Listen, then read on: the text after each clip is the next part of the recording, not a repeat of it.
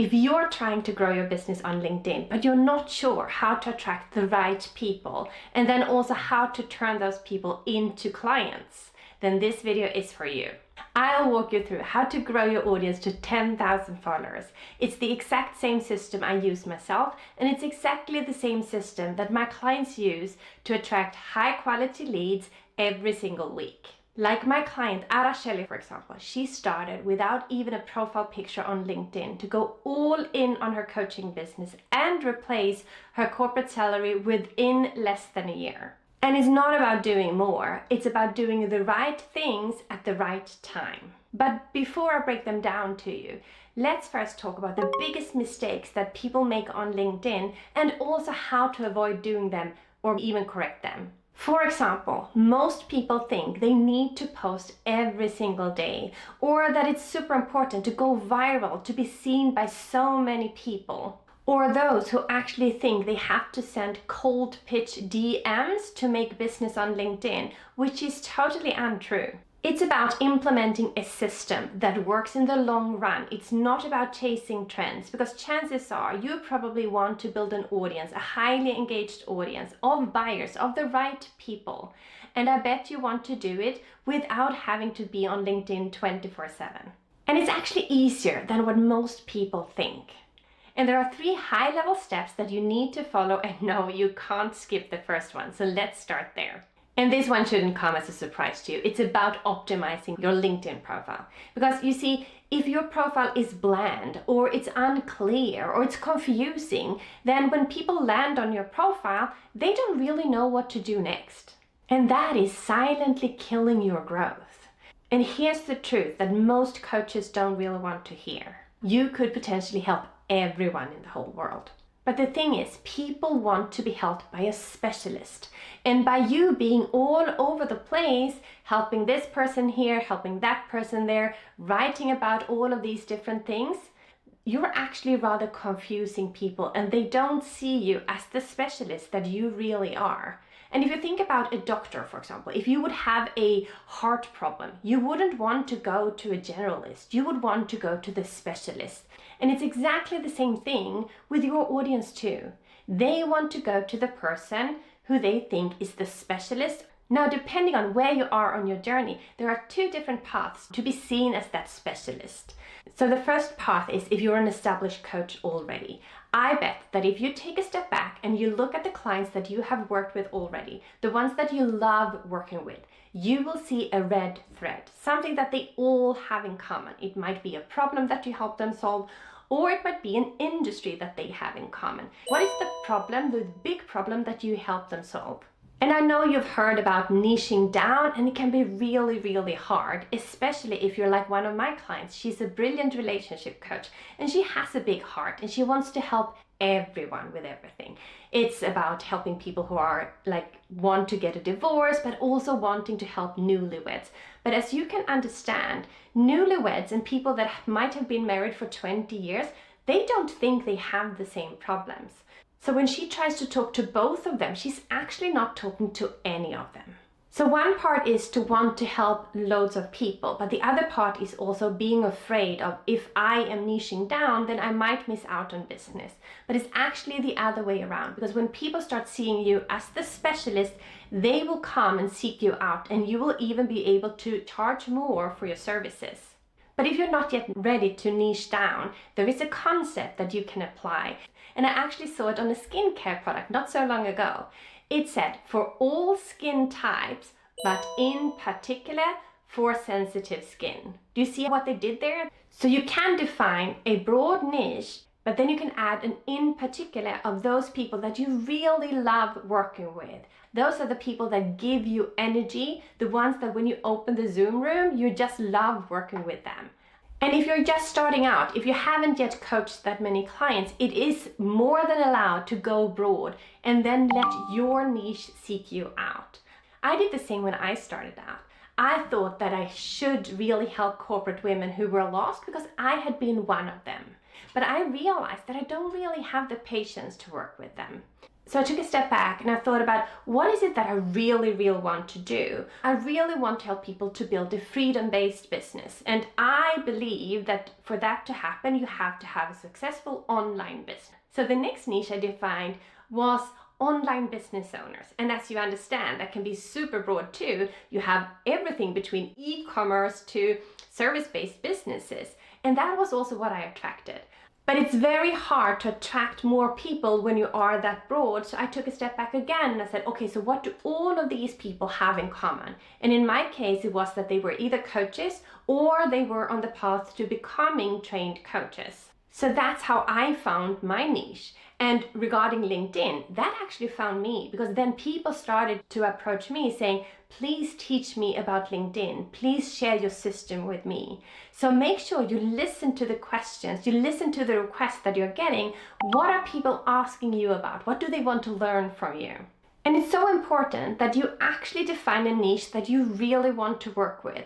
Because if you define a niche like I did in the beginning with my corporate women, when I tried to sell to them, I didn't really want to work with them. That is very hard then to sell to people that you don't really want to work with. So selling becomes hard. But when you find a niche that you really love working with, you really love helping them solving that particular problem, selling will become so much easier. So when it comes to your LinkedIn profile, take a step back and look at your profile with fresh eyes and think, is it crystal clear who I help, how I help them, and what results I help them to get? And with that, I want you to update your LinkedIn profile. And if you don't know exactly how to do that, I have a free checklist that you can download. I'll make sure I add the link underneath this video so you can just grab it and start updating your profile today. Step number 1 was your profile. Step number 2 is visibility. And once you have that foundation, knowing who you're writing for, visibility actually becomes quite simple. And we can break down visibility in 3 different blocks. The first block is connections. When you post content on LinkedIn, it's first shown to your first level connections. If your first connections don't react, they don't engage in your content, that will send a signal to LinkedIn that your content is not worth showing to anyone else. So that will kind of reduce your impressions of your post. That is why your connections are so important. Not that you just send connections wildly, but that you choose connections that are active on LinkedIn too. So before you start asking yourself, how do I find my ideal client on LinkedIn? Start thinking in terms of how can I build my community on LinkedIn, my community of supporters, the people that I love interacting with too. Because through that, your content will be so much more visible that you will start attracting people that are just the observers, or like some people call them lurkers on LinkedIn, and they will then see your content and then they will start reaching out to you. So you must send connection requests to grow your audience, and you can send approximately 100 connection requests per week on LinkedIn without being flagged as a bot. That means approximately 20 connection requests every single workday.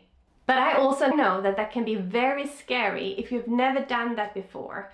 And what one of my clients then did, she had a former colleague that she knew that everyone liked him. So what she did was she saw who he was connected with and she started sending connection requests to them, because she then thought that if they see that I'm connected with him, there is a higher probability that they accept my connection request. And that was actually also what happened.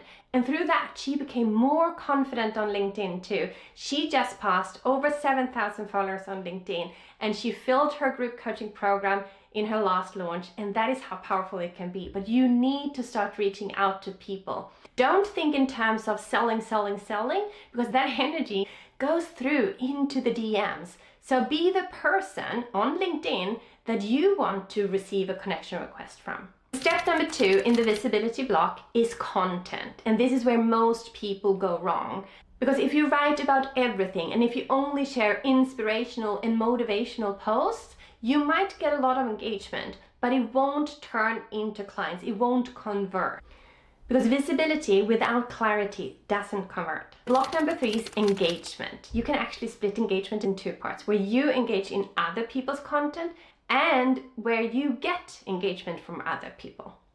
And no, you don't need to comment on at least 50 posts per day or engage for hours and hours on LinkedIn. But what you do need to do is you need to respond to all of the comments that you get on your post. And there was actually one question I got when I held a training not so long ago. How can I increase engagement on my post? And my first question to her was, well, how often do you engage in someone else's post? And I could see on her face that, well, never. So start by engaging on other people's posts, and they will return that favor to you, and that is how you grow the engagement on your own post. So I already mentioned content as a part of the visibility strategy, but it's also part of your growth strategy. You need to create content that actually builds your authority so that you are seen as the specialist, so that people start coming to you when they are ready to have their problem solved. And here's the big difference with LinkedIn compared to, for example, Instagram and Facebook, where you have to post daily, several times per day to even be seen, to even grow your audience a little bit. But on LinkedIn, you don't need to do that. It's sufficient if you post 3 times per week. That's it. If you don't post at all currently, then start by posting once per week, and then you can always increase that. It's always better to post once per week than no time at all per week. And to make sure that your content really hits home, you can rotate between educational content, motivational and inspirational content, solution-based content, and authority-based content. And remember to write for your ideal client. Don't write for the algorithm. Don't write for your peers. Write for the person who really needs to read your post today. And you don't need to go viral to build an audience of highly engaged people. Because here's the thing too, with virality, you can't steer that. But I looked into a couple of my own viral posts and some of my clients' viral posts, and they all have certain things in common. And here they are. So these posts say what others are afraid to say. They are deeply personal, but very relatable. They show vulnerability and also strength. They move the reader emotionally, and they pull the reader in, and they invite the reader to respond to the post too. And that is how a post goes viral. And everything that I have mentioned here today doesn't matter at all if you're not consistent. If you only show up every once in a while, or if you go all in for 90 days and then you stop doing it, it's not going to work. So you need to implement a sustainable strategy that really works for you in the long run. You have to have a strategy that works, because if you're not visible, people will not know that you are the expert, that you are the specialist, that they really need to help them to solve the problem. So if your goal is to attract leads and clients on LinkedIn without any burnout, but with a sustainable strategy, I would love to see you in my next free masterclass. That is where I share my whole framework with you for free. So I'll add the link so that you can register for it too. And if you found this helpful and you want more tips like this one, remember to subscribe to my channel so you don't miss my next video.